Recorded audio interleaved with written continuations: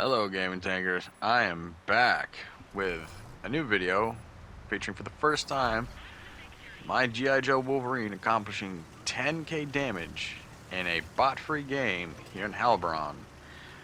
All this in the name of completing the PTK TVP 100 contract, which I'm sure everyone's enjoying. Especially if you're in Tier 9 and 10 in World War II mode. But we're seem to be nearing the end. I see a lot more people posting about completing it. Here we are in Helbron, and I know you might be surprised that I'm taking my tank destroyer to the front line, because sometimes with Helbron, the playstyle for the teams will be different. Although I will say it usually does favor the aggressor. But at least there's no one team goes up one side, the other down the other, and it's just a circle. Like, seems to be becoming a habit with a lot of maps now in Cold War. And because of the contract grind, and the fact that I've discovered because of that, yeah, Cold War doesn't have a lot of tank destroyers, especially premiums with the right stats to accomplish the contract.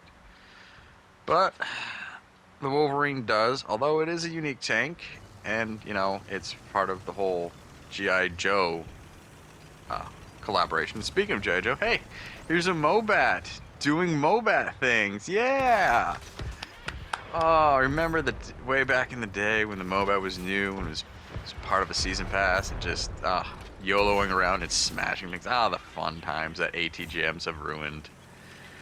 And speaking of ATGMs, I picked up a easy 1,676 damage off that. Do I love the Wolverine? Not so much, but if you do love S-Tanks, like the 103B, and this unique tank, please like and subscribe. This tank makes me think that there could be a place for the Swedish tank destroyers, but maybe not anytime soon. I think we still need to work on a little bit of balancing here to make that happen, because the reason I think this tank works in particular is, I'm happy because I just damaged the ammo rack, but could not accomplish a true ammo rack kill.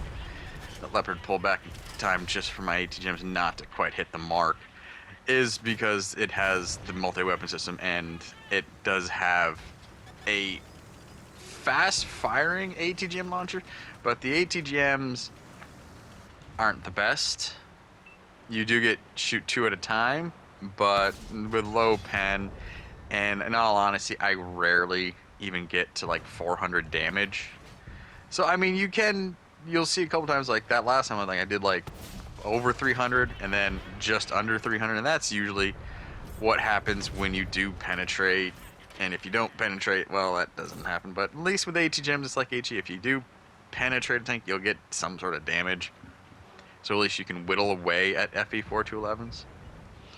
But this match was a little surprising because I got 10k, but also I just kept pushing. I'm staying here because the enemy team is just feeding themselves to us, and that was sort of a nice change of pace. Again, also the fact that I was able to come off that ridge line in Helbron where everyone sometimes sits too much and just keep pushing. This is a bit of a back and forth match because I think there's just enough aggressive players to kind of keep the match moving, as opposed to one side just pushes all the way across while my side of the map would just stay there right on the hill and just slowly let the majority of the team get whittled away. I'm constantly pushing forward. I don't recommend doing this in this type of tank. The Wolverine now with ATGMs and a lot more HESH and even heat rounds from the front, if they hit just right, will cause damage. And obviously from the side, I do worry. So that's also why I'm try to be much more aware of, situational awareness, map awareness with this tank. I will say this though, for a change of pace, no one tried face hugging me.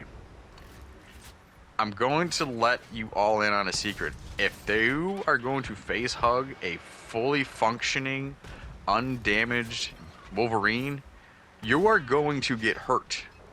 because if I'm in siege mode, or if I can back up a little bit onto a hill or an incline, my ATGMs will have a decent shot of hitting your tank, along with my 105. So don't do that. Now, if a Wolverine is tracked in place or has damaged tracks, meaning you can get right up close and then track it and then move around and stuff, you know, yeah, that is great. Well, for you, not for me, but here we are. We are picking hills to try to, again, make sure that if I do take fire, hopefully the angle of my tank will work in my favor. It doesn't. That's just where I wish I had the 103B with the little garden railing heat shield in the front to help with ATGMs and rounds sometimes, but this was just a match where I was aggressive enough to capitalize on what I think was a opposing team that just didn't quite know what direction to go. They had the aggression, but they didn't have the quite know where to go. So it was a nice change of pace sometimes, because I know, like Hellbron, we all just sit on a ridgeline and shoot across, and then the other team washes. And also, no one took the city. That helped us, I think, in this case. So I actually accomplished 10,000 damage without being wrecked myself. Got the best in game. Not the usual playstyle for the Wolverine, but it does happen. I don't really recommend this tank destroyer for a lot of people. If you're curious about it, play the S-Tanks in World War II, or start off with just a fixed-turreted tank in general. I had fun. It was a fast match, so I didn't even realize what was happening until the end. But that's how Cold War mode goes. So, hope you enjoyed the video. Like, subscribe, comment with your thoughts on S-Tanks in Cold War mode. I hope you keep the tracks on the ground and RGs in your favor. Catch you in the next one. Bye.